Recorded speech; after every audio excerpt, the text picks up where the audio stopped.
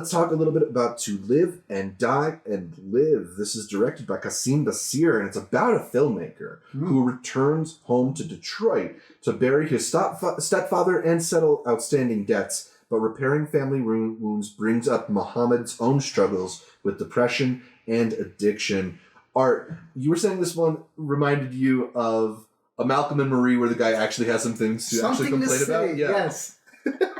It's true. The director had previously made another Sundance movie, which, knowing that style in that film, I knew what he was gonna go through here. A lot of walking, a lot of very sporadic editing. So it's like if there's a recording between the two of us, the continuity doesn't matter. It's whatever the best take of you was. Right. Okay. But he's wearing it on his sleeve as a guy who went to LA and decided to come back to Detroit to take care of his family. Who realizes that in LA, there's a lot of things they don't tell you. But it's this idea of this dude venting because it's like he still hasn't been told how bad it is. He's just like sick.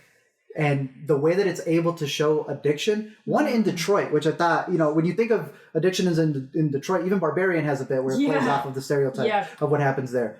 Yeah, he's a rich person. He comes from Hollywood, yet he is killing himself, right? Mm-hmm. He doesn't realize the sickness that he has. And then the way that they juxtapose that with the other character who's in this movie, the character of Asia, played by Sky P. Marshall, who I thought was a standout in terms of a supporting performance.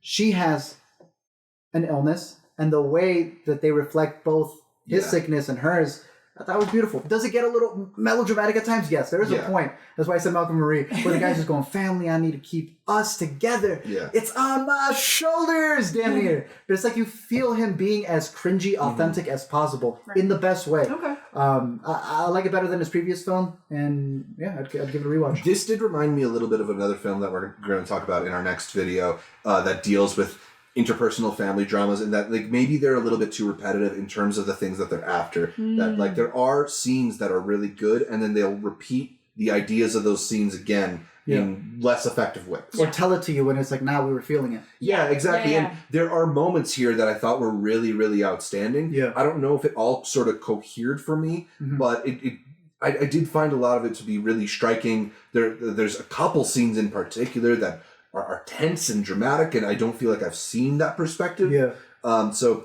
it's an interesting film, and definitely a filmmaker to watch out for, even if this isn't necessarily going to be like the movie that kind of breaks him through. Right. But some people will resonate with it. There was one reading, or one way that they put it on probably IMDb, the Muhammad struggles in depression and addiction may finish him before he finishes his life. Yeah. That's what hooked me with it. But a really good title. So hopefully this gets picked up. Absolutely.